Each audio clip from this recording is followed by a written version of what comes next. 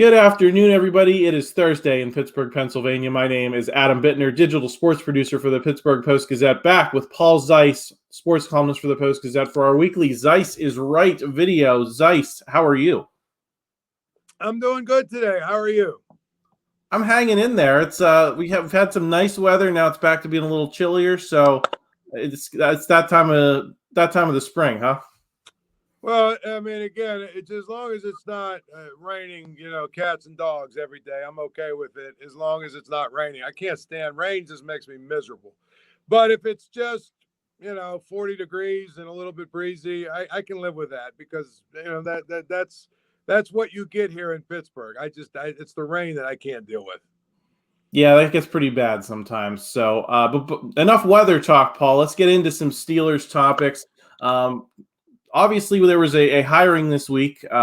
New assistant Glenn Thomas. We're going to get into that in a second. Paul, the big thing I wanted to ask you about was Rich Gannon was on a podcast, the former Raiders quarterback, now a commentator, I believe, for CBS. He said he thinks Kenny Pickett is better than every quarterback in this draft. That perked my ears up because this time a year ago we were talking about how this was a loaded draft class and that the Steelers might want to wait a year to pick one of the guys that was in the draft this year. And now Rich Gannon thinks Kenny Pickett's better than all of those guys. What do you think of those comments?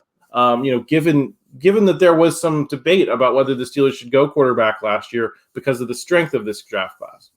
Well, it certainly makes him in the minority, doesn't it? I mean, if you think about it, that every single person thinks that this draft is loaded. We've heard a lot of people say that none of the quarterbacks from last year would be a first rounder this year. So that's one of those things where I guess to each his own and to each his own opinion. I would say that he might be talking about being, NFL ready. Maybe Kenny Pickett is more NFL ready than those guys.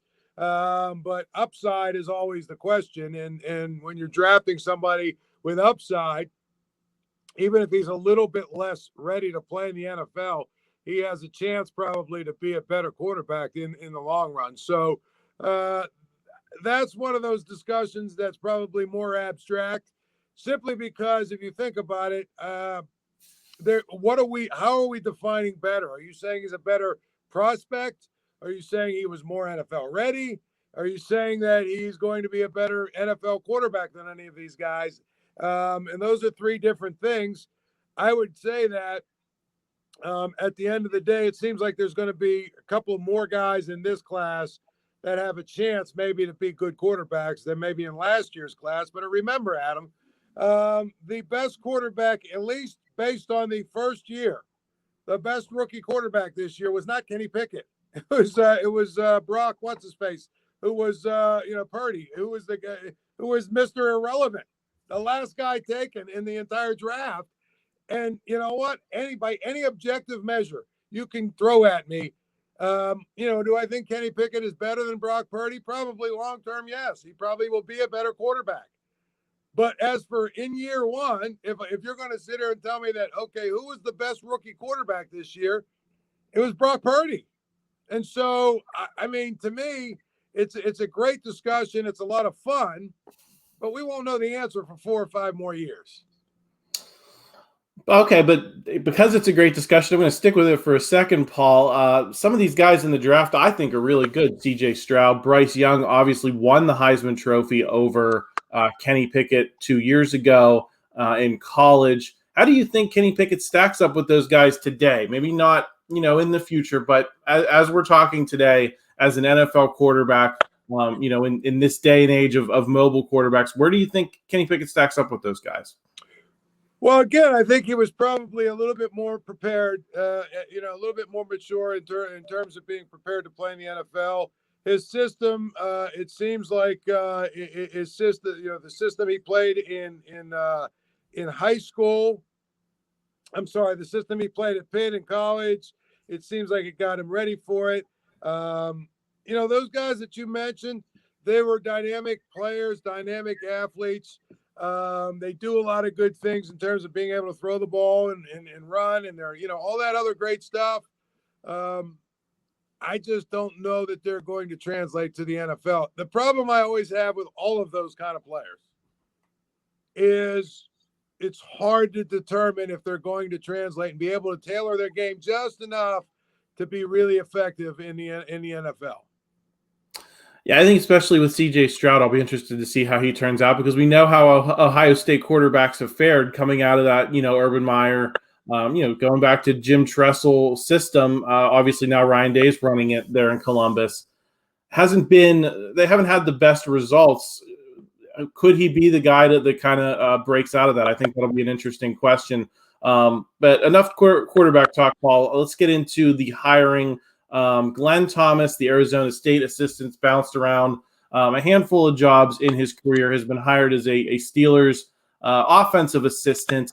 I think some people are talking about is he in the Brian Flores role for offense this season? Could he be the guy who is knocking on Matt Canada's door if things go sideways with the Steelers offense this season? What's your read on this hire and what it means for the coaching staff? Well, I mean, I think that he's in the Brian Flores role, yes, but I don't necessarily think that means that he's the next offensive coordinator. I think that basically Mike Tomlin understands that his offense did not work last year very well at all. I mean, for all the talk, we were just talking about Kenny Pickett being, is he better than this guy or is he better than that guy? The guy threw 7 touchdown passes last year, okay, which by any measure is not good. Again, that's not against Kenny Pickett. I think he's going to be a really good player. Obviously, I believe that he can do some really good things for the Steelers. But my point is that clearly the offense needed to get better. And, they're very stubborn over there. It was very clear that they put their heels in the sand and said, we're not going to fire Matt Canada, even though everybody wants us to. We're not going to fire him, right? I mean, that's pretty much what they said and what they did. So what's the next best thing? Bring in, essentially, I mean, you can call him an offensive assistant, but let's face it, Adam, you're bringing in a consultant. You're bringing in somebody that's got another set of eyes. You're bringing in somebody who's going to look at the things, look at the offense a little differently. He'll probably be the guy that breaks down tape, right? Breaks down tape, not of the defenses that you're facing, but of your offense. He'll be the guy that offers suggestions and, tries to tweak and help tweak this offense to get to a better spot. One thing that should be absolutely clear, the Steelers, by going out and getting 3 linemen, right? The Steelers, by making the moves they've made, by saying the things that they've said, they expect to be a smash mouth football team. I don't care what anybody says. I know it's a passing league and this and that and everything. They're going to try and pound the ball, which means that I don't know that anybody on this staff is really going to be long-term either way. It's either going to work or it's not. And if it doesn't, I think they'll clean house of the entire offensive staff, or at least most of it. So I think this is a guy you're bringing in. Now, the one thing I'll say, he might be, Adam, a guy that you bring in because 5 or 6 games into the season, the offense stinks. You fire Matt Canada, then you have a guy to finish the year. He is your interim. But I don't know that necessarily bringing him in is going to mean that he's the next offensive coordinator. I just think that, like you said at the beginning, they brought in a guy in the Brian Flores role. Nobody outside of the Steelers offices knows exactly what Brian Flores did, but it sure seems like he helped, smooth over some of the rough edges that the defense had over the last few years. Paul, someone mentioned this today in Ray Fittipaldo's chat on Post-Gazette.com. I'll leave the link to that down in the description, that Matt Canada has not been on any pro day visits so far in this offseason. Obviously, Terrell Austin has been around, Omar Khan, Mike Tomlin. They've all made pro day visits, but it hasn't been the same case for Matt Canada. Does that tell you anything about how he's regarded on this staff, how his scouting acumen's regarded? Is that not his function? Do you read anything into that, given that we went with this direction with the hiring? Do you take those two things and think about them together at all? I mean, it is kind of interesting. Are we to read into it that Matt Canada, that they're basically saying we're not going to go offense with our first pick? I don't know that that's the case, but it is interesting that he hasn't been out on other pro days. And he'll be involved with the visits when they bring guys in, obviously. But at the end of the day, that probably means that either they told him to stay back at the offices and in the lab and working on offense, or it maybe means they're not going to prioritize offense as much as we think. Just from the standpoint of, it's very odd to me that he hasn't been out. I mean, both of your coordinators should be out and about at every pro day. They should be out, looking at prospects. But maybe they just decided, hey, you're going to watch film of prospects and you're going to continue to work on making your offense better. I don't know how to read that. I think that it doesn't necessarily mean one way or the other that he's going to get fired, or that they, how they feel about him. I think it's a strategy, clearly, but I don't know what the strategy is unless it's spend as much time as you can before OTAs and minicamp and all that stuff and the draft. Spend as much time as you can working on tweaking some of the offense and getting in the lab. And now we've got another guy for you to run stuff off of. That's probably what it is. Paul, I also wanted to get into some Pirates topics. You wrote a column this week about the Bryan Reynolds extension drama, opt-out clauses, no trade clauses, meeting him in terms of the, getting closer to where he wants to go in terms of salary. But now he wants an opt-out clause, apparently, according to Jason Mackey, our Pirates reporter. It just, you pointed out, it's been a year that we've just kind of been talking about this topic over and over and over again, sometimes with new developments, sometimes not, but still no resolution to this situation. Paul, can you just explain your thought process about where we stand right now and kind of what you were getting at in the column? I mean, Brian, we're supposed to believe, Adam, that Bryan Reynolds and the Pirates got the number one most important thing out of the way. They agreed on the money. And now they're going to balk and not make a deal because of an opt-out clause. I have a hard time believing that. I just do. I have a hard time believing that is going to be the difference between them making a deal and not making a deal. And quite frankly, if that's the reason they don't make a deal, then the Pirates really don't want to make the deal. They just don't want to pay the guy. That's what it is. They got to a point now where they can tell their fans, hey, we offered them $110 million or whatever it is, right? That's the PR from that is good enough. But I don't know that they actually want to pay him. I actually don't know that they want to pay a guy. What would 8 years? What is that? $15 million a year or something like that, whatever it is. I mean, at the end of the day, I don't think they want to pay him, especially when years, 5 through 8, he'll be what, 33, 34, 35, right around that area, you know what I mean? And that right around that area. So at the end of the day, what are they going to do?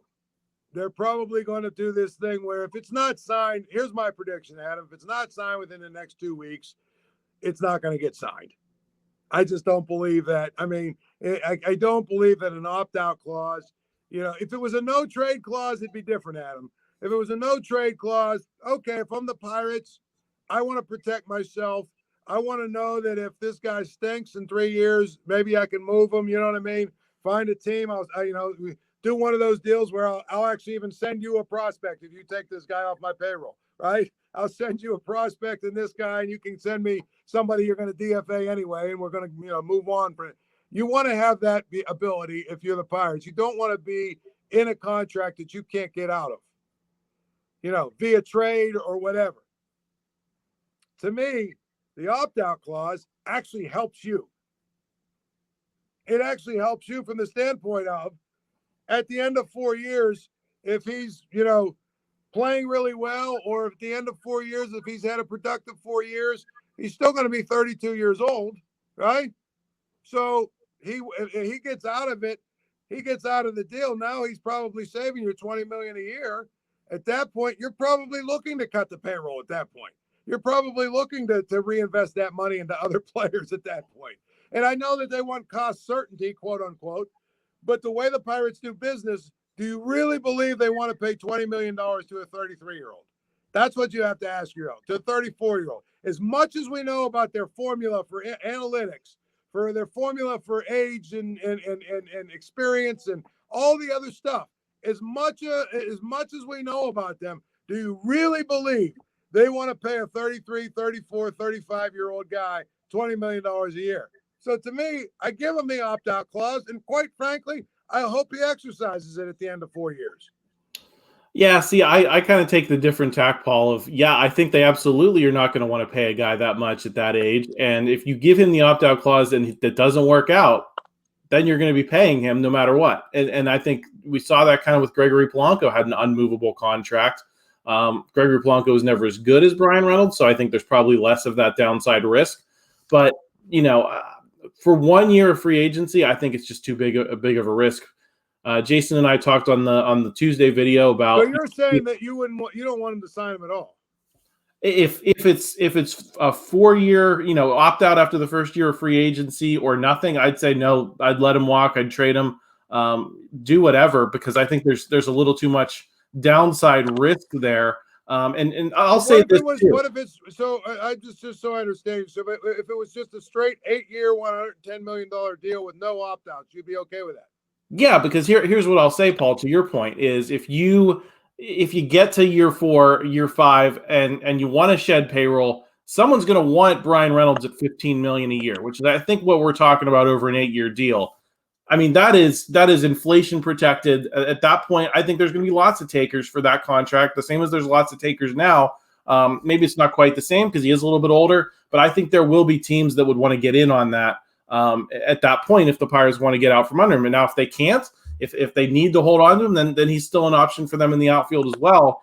So I'd say, yeah, I'd go with the full 8 years with no opt-out rather than give him the opt-out, because I just think that you're taking on too much risk with maybe 1 year of payoff, and I don't think that's worth it.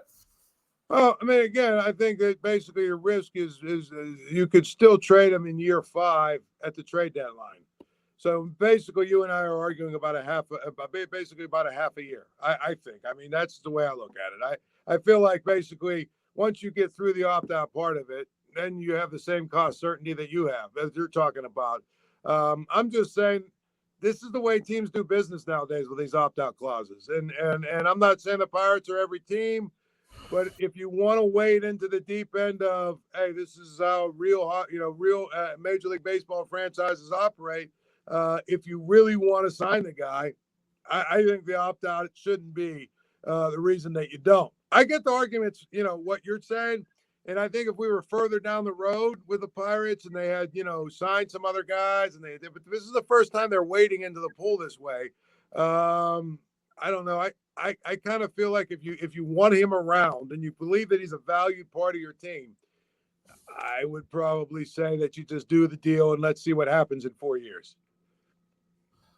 Isn't it great, Paul, that that the Pirates spent $10 million on 2 catchers over the past 2 years that they've gotten like a collective week's worth of games out of? And because they knew they needed placeholder catchers, and they ended up with Tyler Heineman and Jason DeLay last year. And guess where we're at right now as we're talking? Jason DeLay and Tyler Heineman are the active placeholder catchers, and they've spent $10 million. That could have been the difference, Paul. I think that could have gotten it done. I think if you spend that $10 million on Bryan Reynolds instead of Austin Hedges, we're not having this conversation right now.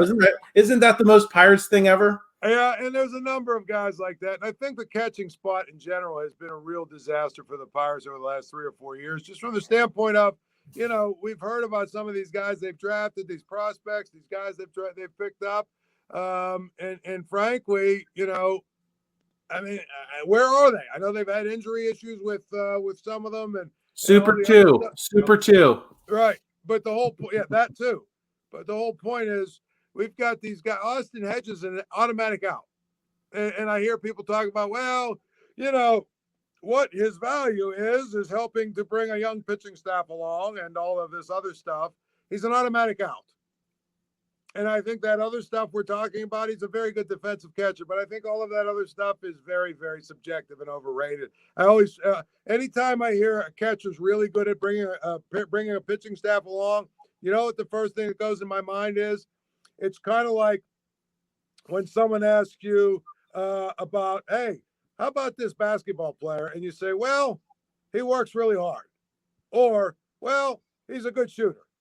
That's code for he can't play, but I don't want to say he can't play.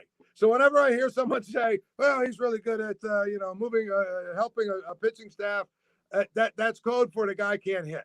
To me, and I saw, it was funny the other day, was it the Red Sox that have is Reese McGuire their catcher? Isn't he their catcher? Yep. The guy they gave away in the Liriano trade, basically.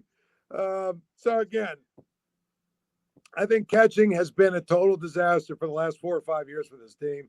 And when they signed Austin Hedges, and everybody was talking about how, he's going to be great with the young pitching staff, I'm like, good, that's good. And then when I looked at his numbers, I realized he's worse than I thought at the plate. Yeah. I think the two things about that, Paul. I think the catching spot's been a black hole. It's unbelievable that they have, Henry Davis and Endy Rodriguez as like good prospects, but nothing like in the Jacob Stallings mold of organizational guy, is competent, not going to be a superstar, but he's going to get the job done most nights. They had nothing for years in this rebuild, and I think that's a poor reflection. And then the other thing is, this pitching staff isn't that young, Paul. It's got Rich Hill in it. He's the oldest player in baseball. It's got Vince Velasquez, who's been around for a while. Mitch Keller's not a kid anymore. Right. There's a couple young guys in this, but they're not like, we're talking about this like it's the Paul Maholm, Ian Snell, Zach Duke days when they were all like under 25. That's not this at all. No, it's not. And I tell you, it's funny. Mitch Keller is a guy that there are still some people convinced he's young, and he's young and full of potential. And it's kind of like, at some point, can we acknowledge that he's about 28, 29, 30? What is he now? I don't even know what he is. And he's pitched 27. A lot of innings. Maybe there's a Charlie Morton / Tyler Glasnow, light bulb goes on after 5 years type of thing going on. But for the most part, you are kind of who you've been, I think. And so these really high projections for Mitch Keller kind of make me laugh. I mean, I think he is going to be what we saw on opening day, or, what did he give up? 4 runs, made some good pitches, got out of some jams, did what he does, and then gave up, gave in to give up a 2-run triple by throwing the ball middle, you know what I'm saying, to a major league hitter. So that's who he is, and that's what you're going to get. So you're right. The pitching staff isn't young. Yeah, we like to talk about it because this is a rebuild. It's the young Bucks, but yeah, I don't think it is. And to Mitch Keller's credit, he has gotten better, over the past year, and I think he can be a solid pitcher. I think he could be a solid, maybe 2, maybe 3, in a playoff caliber rotation. But I don't see the upside either, like you do. I don't think he's going to be that number 1 ace shutdown guy for this team. And the thing is, if Roansy Contreras is who they think he is, you don't need him. You don't need Mitch Keller to be your ace, right? You've got Roansy Contreras to be your 1 guy. I would like them to have someone a little better than Mitch Keller as their 2, right? If Mitch Keller's your 3 and Rich Hill is your 4, okay, now we're talking about something. So they've got a shot. But Rich Hill, to me, his first outing wasn't exactly awe-inspiring. And so we'll see what happens with him and see if he's, finally succumbed to Father Time. But at the end of the day, the pitching staff is going to tell where this Pirates team goes.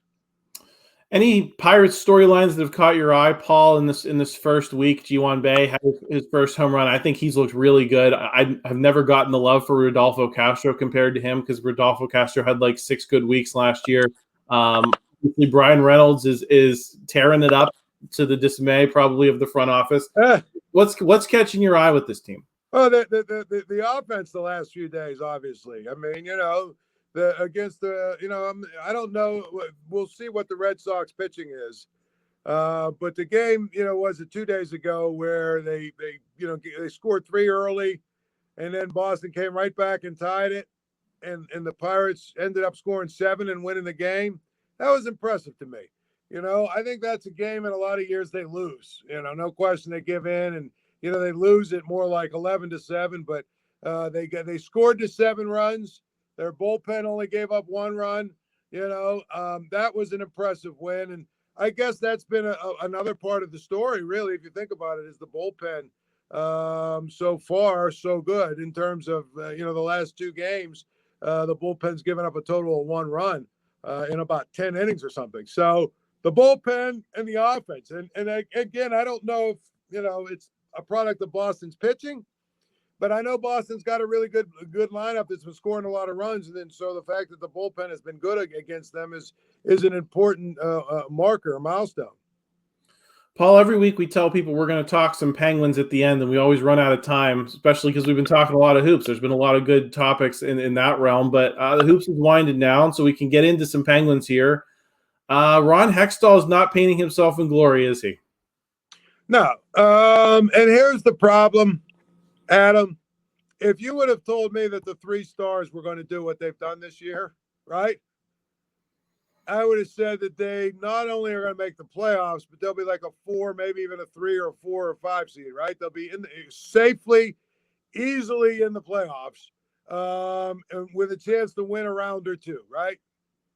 But it's a testament to how bad the team is around those 3 stars.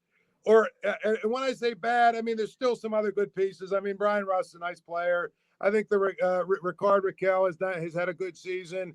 Obviously Jake Gensel's Jake Gensel. There's some good players on this team. I don't want to say that there's not, but the 3rd and 4th lines are still not any good. The defensive pairings are all, I think, a disaster. I think all 3 of the defensive pairings have a flaw, at least one bad player. The goalie situation to me is what it is. That's all on Ron Hextall, because all of these things we knew last year, watching this team lose to the Rangers, we knew what they needed to do to get better. We knew they needed some more secondary scoring. We knew their goalies needed to get better, right? We knew, and he, I think the question was going to be posed as, what was his worst move, right? How about signing Jeff Carter to that deal? That's a pretty bad move, right? How about not getting a goalie in the offseason? That's a pretty bad move, right? I mean, those are 2 right there that I would tell you are close to the top of the list of the worst things that he's done. And so, and we talked about the other one, trading for Granlund. Who was that? Granlund. Yeah, Granlund. Trading for Granlund. We talked about that, before we got on the air here. Those are 3 really bad moves. But the biggest thing overall in the picture is this. He did not make the group around the 3 stars better. Now, that being said, and mind you, Adam, if they miss the playoffs, he's definitely gone. If they lose in the first round, he's probably gone, right? If they go further than that, it might be different. But I think that we'll be talking about a new general manager about a month from now. Or at least a general manager search a month from now. All that being said, I think Mike Sullivan has not had a good year either. I mean, I think he's done some good things in terms of this team when it looks like they're ready to give in, right? They go on these losing streaks, 3-4 games. Everybody, doom and gloom, this, that, everything. He's been able to get them back on track, right? And they win just enough, which is why they're still in the playoff hunt, right? He's done that, but I think he continues to try and play a style of hockey that he does not have the players to play. And they are terrible at holding leads. They're terrible at keeping leads because he still thinks it's 2016. And they can be aggressive the entire game and go after it and do all the things they do, pinching on defense and, trying to make it a 200-foot game and all the other stuff. They don't have the players to do that, which is why you see 3-0 leads turn into 3-3 ties regularly with this team, right? You get a lead. I'm not saying you completely sit on it, but there's no reason in the world if you get a lead, you should ever give up 2-on-1s, 3-on-1s, odd man breaks, right? It should never happen. It should never happen, but it regularly happens because of the way they're playing. So some of that is on Mike Sullivan. And I'm not saying that Mike Sullivan needs to be fired or this or a hot seat or all that other stuff. I'm just saying it's fashionable to point to Ron Hextall because he hasn't had a good year at all by any measure. But I don't think Mike Sullivan I don't think he's had much better of a year. I think, what saves him again is his ability to get the locker room to rally, his ability to get them back on track, his ability to get them refocused. just when you think you're going to write them off, next thing you know, they reel off 4 wins in a row and look really good. He's good at that. It's clear. That's why I don't buy the whole thing. Well, his message is stale. They've tuned him out. I don't buy that because I've seen enough evidence where he gets them back on track and they play really well when it's just, chips are down. But overall, one of the reasons that they're basically scratching and clawing and trying to fight for their playoff lives is because of the way that he has continually played and the number of games they've blown as a result of it. The number of points they've left on the table because of the way that they've played. That's part of it too. Paul, is there anything you can do to fix this team in one offseason? It just feels like there's so many things that you have to do between, like you said, fix the defensive pairs, address the bottom 6, address the goaltending, address some of these really bad contracts that I think prevent you from making other moves to maybe get better. That seems like a lot to unpack in just one summer. It absolutely is, Adam. And I'm going to tell you, I think one of the biggest things is, unless you're willing to have the conversation with, 2 of your 3 stars and say, listen, we know we have no trades. We know that we have this. And we know that we wanted to possibly have you finish your careers. But we need to make some room, and because I don't know that you can move Jeff Carter. Is somebody taking that contract off your hand? Probably not, and there's a couple of other bad ones like that you're just going to have to deal with. But more importantly, moving around some assets, there's a lot of different things you got to do to get better. Now, they're not going to do that with Malkin and Letang. They're just not. They're not. Those guys are here for the next 3 years or 2 years or whatever they're signed for after this season. So you have to figure out how to make it work, right? First thing I would tell you is there's zero way they can sign Jari to any kind of extension or anything. I wouldn't even re-sign him. I'll be honest with you. There's one area you can free up a little bit of space and a little bit of money. You want to tell me you go into next season, you have somebody else in case you dismiss these are 2 goalies. You might be able to make that work if the other guy's good and durable. But they're going to have to find a way to trim some of these players and create some space so they can really fully reload. I mean, I don't know what that would look like. I look at a guy like P.O. Joseph, for instance. Adam, he should be further ahead than he is. So is he going to take a jump this summer? Is this the summer that he takes a jump and he comes back and he's the guy you think that he should be? I don't know, maybe. Or maybe he's the guy that we're watching play who's wildly inconsistent and still makes some mistakes that, you can chalk up to being a rookie. But at some point you say the guy's played enough games. He should be getting better in certain areas. But you need him to be good because there isn't a ton of other options for young players. Dumoulin, I think he comes off the books this year. You can't re-sign him. That'll free up some money. Hopefully you can use some of that money to go get another defenseman that actually can play still. So there's room to tweak, Adam. But the problem is you have to basically hit a home run on every single one of the moves you make because you don't have a ton of margin for error. You cannot afford another Jeff Carter-like mistake where you sign somebody to a deal that turns out to be a total disaster. That's the biggest thing is, and that's why it's got to be a different general manager making the moves because this guy here clearly, I don't know that I trust him to make the kind of moves you have to make to get the team at least better in certain areas where next year at this time, they're at least like the 4th or 5th seed, right? Which you can do if you get what you got from your 3 stars this year. You should do that, actually. Not you can do that. You should do that. Goalie, though, has to be a priority. Couple of defensemen has to be a priority. And they've got to come up with at least one more center. One more center that can play at a reasonably high level to give them a little bit of a chance to fill it around there. So maybe you go 3 lines deep instead of 2 this year. But to your point, it's going to create. I don't know if you play poker. It's going to require, in some ways, hitting an inside straight on a couple of things in order to make it work. I play enough poker, and it doesn't happen to me too often. So It's not a great outlook for the Penguins, I don't think, Paul, but it'll be interesting to see, all these issues we've been talking about for months now, they're finally going to have a chance to address them. So I think it's at least going to be an interesting time in this offseason, kind of similar to the way it was last year, where you had all these questions about the Stars. Well, now you've addressed the Stars. Now you got to see if you can at least get this team back to, like you said, a 4 seed, a 5 seed, a team that can win a couple rounds. And if there's a couple upsets and you get lucky, maybe you can get to the Stanley Cup final. That's what they got to do, because otherwise it didn't make sense to bring these guys back, right? It didn't make sense to bring this core back only to not try for these next couple of years. Right, and they have to do that. I mean, when you made the determination you were going to bring the core back, Adam, all bets are off for me. The rebuild you're not rebuilding. You're trying to win the next 2 years and then worry about what happens next. But they've done a kind of a lousy job because they've tried to be in both modes, sort of rebuilding, but sort of not. That never works. It just doesn't. We've seen that. We saw that when the Pirates tried to do that in 15 or in 16 and, kind of in 17, right? You know what I mean? They were sort of we're rebuilding, but we're kind of not. We're still trying to win, but we're, and so you end up taking guys like, what was the guy, the pitcher from the Mets they got?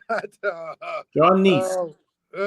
Janice. You end up taking guys like that and convince yourself you can win with them. Ryan Vogelsong.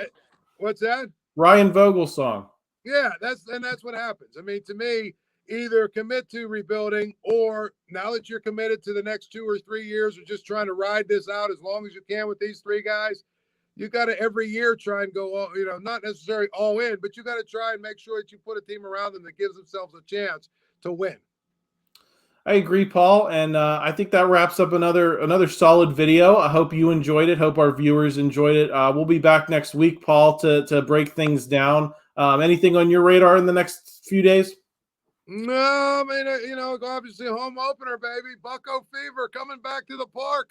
They'll be at the ballpark this weekend, right? I mean, here's one thing that's kind of funny, though. They traditionally they go 38,000 on opener, and then the second day they get about 7, right? Well, this year they got smart, Adam, because on day 2 it's fireworks night, baby. So they're going to have 35,000 in there on day 2 as well. Now Monday, I think they play Monday or Tuesday, whatever day they're the next series starts. That could be a different story, but they are going to have a weekend where they get close to 100,000 people in the park. That's as long as weather cooperates, and that's all that matters.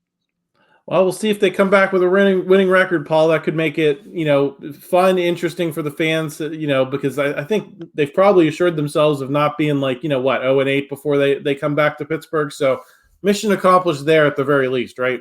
Absolutely. We'll see what happens. I mean, again, it's still April. Absolutely. Well, enjoy, everybody. Enjoy the home opener, and we will talk to you again next week. All right. Thank you for checking out this content from Post-Gazette Sports. If you liked the video, please like it and subscribe to our YouTube channel. If you enjoyed it on Apple Podcasts, please rate us 5 stars on Apple Podcasts. For 6 months of digital access to post-gazette.com for just $6, click the link down in the description.